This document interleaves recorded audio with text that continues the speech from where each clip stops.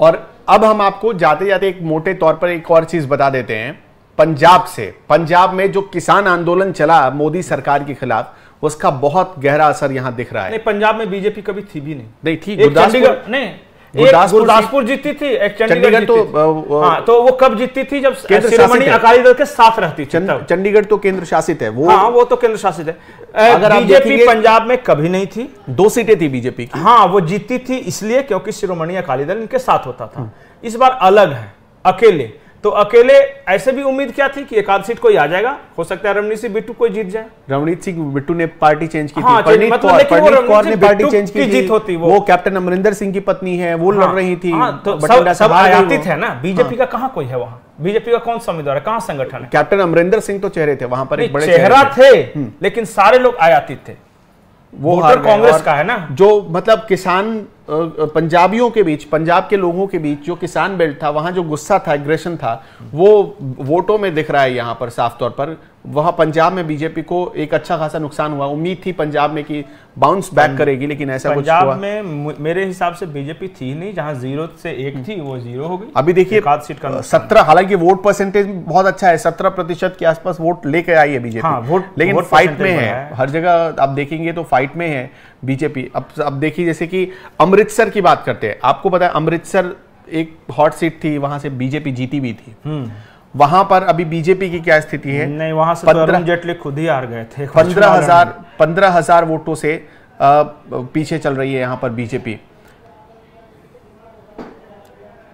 पंजाब में भी बहुत बुरा हाल है। केरला लगातार दूसरा ऐसा इलेक्शन होगा जहां कांग्रेस क्लीन स्वीप कर रही है। 12 कांग्रेस, 2 AUML, 12-2 14। अब थोड़ा आपको हरियाणा के बारे में बता देते हैं। हरियाणा में बीजेपी बहुत खराब कर रही है। 10 की 10 सीटें थी पिछले लोकसभा चुनाव में। इस बार 6-4 का आंकड़ा है, 6 कांग्रेस और 4 बीजेपी। मनोहर लाल खट्टर और नवीन जिंदल जो है, ये दोनों अपने अपने सीटों से लीड कर रहे हैं। कांग्रेस की बात करें, कुमारी शैलजा आगे है, राजबब्बर। देखिए, कुरुक्षेत्र से नवीन जिंदल लीड कर रहे हैं 500, हालांकि उनकी लीड 556 वोटों की है। ये सीट भी निकल जाएगी शायद बीजेपी के हाथ से। नवीन जिंदल की लीड 556 वोटों की रह गई है। करनाल से मनोहर लाल खट्टर करीब 1 लाख वोटों से लीड कर रहे हैं। ये सीट बच सकती है। भिवानी, महेंद्रगढ़, ये वाली जो सीट है, धर्मवीर सिंह यहां से बीजेपी के 4,671 वोटों से लीड करें। और फरीदाबाद की सीट कृष्णपाल गुर्जर को यहां से फिर से उतारा गया था, वो सीट बचा ली उन्होंने। पिछली बार भी वो चुनाव जीते थे। 61,967 वोटों से वो इस वक्त आगे चल रहे हैं। हरियाणा का नुकसान है आपको आप कैसे देखते हैं? क्यों हो गया ये? 10 सीटें थी, आप 6 सीटें सीधे हरियाणा में दिख रहा था। मतलब कि, और इसी वजह से मनोहर लाल खट्टर को फिर मुख्यमंत्री से इस्तीफा देकर उतारा भी गया था कि लोकसभा का कुछ माहौल चेंज हो।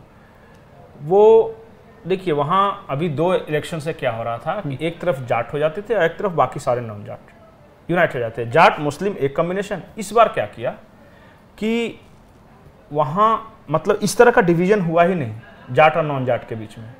कांग्रेस ने नॉन जाट वोट्स भी प्राप्त किए हैं और वही कांग्रेस का फायदा दिख रहा है। ये ट्रेंड दिख रहा था।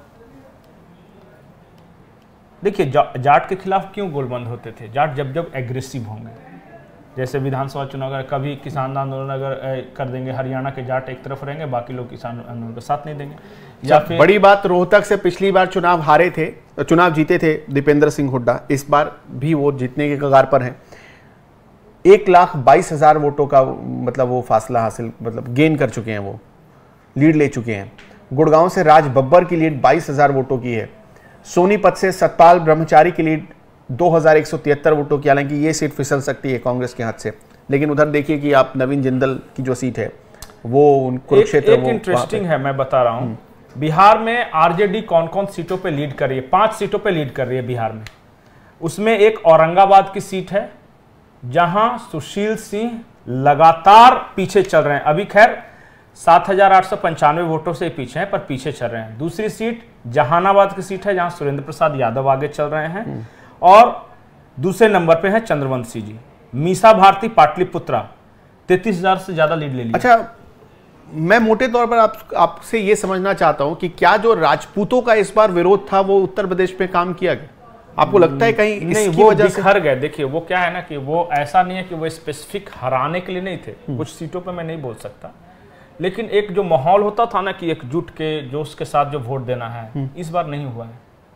कई जगहों पे तो बीजेपी हराओ मूवमेंट पूछता था कि जिताना किसको है, तो ये नहीं पता है पर इनको हराना है।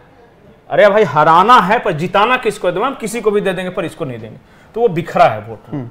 और वो कुछ सीटों पर कुछ सीटें ऐसी है जहां 5-5 हजार तक नोटा पहुंच गया है। हाँ, वही है, वो जो बिखरने वाले मैं बात कर रहा हूं ना वो। और ये मतलब कि मैं बता रहा हूं विपक्ष ने बहुत अच्छा किया कि इस पूरे लोकसभा इलेक्शन को सिर्फ मोदी बनाम राहुल न करके कैंडिडेट स्पेसिफिक कर दिया। वो किस तरह वहां पर ले गए और कैंडिडेट को लेके बयान। अब बताइए, पुरुषोत्तम रूपाला जिनके बयान को लेके पूरा कह रहे थे कि राजपूत समाज आंदोलित है, पुरुषोत्तम रूपाला तो जीत गए, लेकिन राजस्थान में उसका नुकसान कर दिया, यूपी कुछ सीटों पे नुकसान कर दिया। ये होता है इस तरह का। अब अगर आप मोटे तौर पर देखेंगे तो जैसे संजीव बालियान की सीट है, वहाँ करीब 1000 के आसपास नोटा यहाँ दबाया गया है। वो राजपूतों का इलाका है। मुरादाबाद की सीट पर रुचिवीरा यहाँ पर जीत रही हैं। मैंने कहा ना, रिटर्न ऑफ कास्टिस्ट पॉलिटिक्स। 2 चुनाव में हिंदू बन के वोट देकर, इसके बाद क्या होगा? फिर से मान लीजिए कि ये जो उत्तर प्रदेश का इलेक्शन, ये जानते कि नहीं, अगर जातिवादी राजनीति की ओर आए, मैं सबके लिए कह रहा हूं, चाहे वो राजपूत आए हैं, ब्राह्मण आए हैं, या फिर ओबीसी लोग आए हैं, दलित, तो ये नुकसान उत्तर प्रदेश का है। ओवरऑल आपका जातिगत ईगो सेटिस्फाई हो जाएगा, लेकिन उत्तर प्रदेश का जो विकास का जो पहिया है, जो सर पर दौड़ने लगा था, वो सफर करेगा। आज सरकार बदल जाए, फिर देखिए लॉ एंड ऑर्डर की स्थिति क्या होती है, फिर कितना इन्वेस्टमेंट आता है, फिर वो जो ब्रांड यूपी था कि जहां वाराणसी भी सज रहा है, तो कॉरिडोर कहीं बन रहा है, एक्सप्रेस भी बन रहा है, देख लीजिएगा। करते रहिए अपना जातिगत ईगो सेटिस्फाई कि हाँ हम बहुत बड़े, हम राजपूत, हम जाट, हम गुर्जर, करते रहिए। वो तो कर ही रहे थे 2 दशक से। क्या स्थिति थी उत्तर प्रदेश की? तो ऐसा कहीं ऐसा तो नहीं कि केंद्रीय नेतृत्व और योगी जी के बीच कुछ नहीं, कुछ कैंडिडेट सिलेक्शन, कुछ कास्टिस्ट पॉलिटिक्स, मेहनत की है। देखिए मैं झूठ नहीं बोलूंगा, आज ऐसा थोड़ी है कि कम आ जाए तो मैं योगी आदित्यनाथ को बोलने को बहुत खराब, बहुत मेहनत कर रहे थे, मोदी जी मेहनत कर रहे थे। अब ग्राउंड पे मैंने कहा ना कि उन्होंने जानबूझ के चुनाव को थोड़ा सा कास्ट की ओर मोड़ दिया, थोड़ा कैंडिडेट स्पेसिफिक कर दिया, और उसका असर दिख रहा है। अब मोटे तौर पर आपको फिर से हम उत्तर प्रदेश थोड़ा ले चलते हैं। उत्तर प्रदेश की हालत आपको दिखाते हैं, जहां बीजेपी के लिए बहुत चिंता की बात इसलिए भी है क्योंकि अभी 2 साल पहले करीब बीजेपी ने एक बहुत ग्रैंड विक्ट्री हासिल की थी उत्तर प्रदेश में। योगी आदित्यनाथ का जो बुलडोजर सिग्नेचर था, उसने बड़ा कमाल किया था। अब यहां पर बीजेपी, जिसको 68 सीटें एनडीए गठबंधन के साथ थी, वो सिर्फ 36 सीटों पर सिमट रही है पूरा एनडीए गठबंधन। आप सोचिए, बहुत मोटा नुकसान। अगर आप देखेंगे 32 सीटों का नुकसान यहां पर हो रहा है बीजेपी को। एक बार फिर से आपको बता दें कि बीजेपी कौन कौन सी सीटें लीड ले रही है और कितने से लीड ले रही है, और क्या इसमें से कोई सीट फंस भी सकती है बीजेपी की उत्तर प्रदेश में। जैसे कि आंवला की सीट है उत्तर प्रदेश में, जहां से बीजेपी लीड ले रही है। धर्मेंद्र कश्यप यहां से आगे चल रहे हैं, वो सिर्फ 451 वोटों से आगे हैं। इसी तरह जब आप देखेंगे, मुकेश राजपूत फर्रुखाबाद से आगे चल रहे हैं, वो सिर्फ 1900 वोटों से आगे हैं। इसके अलावा साध्वी निरंजना ज्योति जो फतेहपुर से आगे चल रही हैं, वो सिर्फ 4000 वोटों से आगे चल रही है। फूलपुर से प्रवीण पटेल बीजेपी के आगे चल रहे हैं, सिर्फ 228 वोटों से आगे। ये सब सीटें हाथ से निकल सकती हैं। अभी जब ये 200, 300, 1000, 2000 का मार्जिन है, तब अभी 24 सीटें। अब जो ये ट्रेंड है ना, हाँ, अनुपम, 12 बजे से ज्यादा हो गया। ये 297, 295, 300 रहे, मोटा मोटी अब यही रहने वाला है। बहुत ज्यादा ऐसा ड्रास्टिक, लेकिन ये क्लियर हो गया कि बीजेपी अपने दम पर इस बार सरकार नहीं बना रही। इस बार सहयोगियों की जरूरत पड़ेगी। हाँ। बीजेपी को अपने दम पे पूर्ण बहुमत नहीं आया है।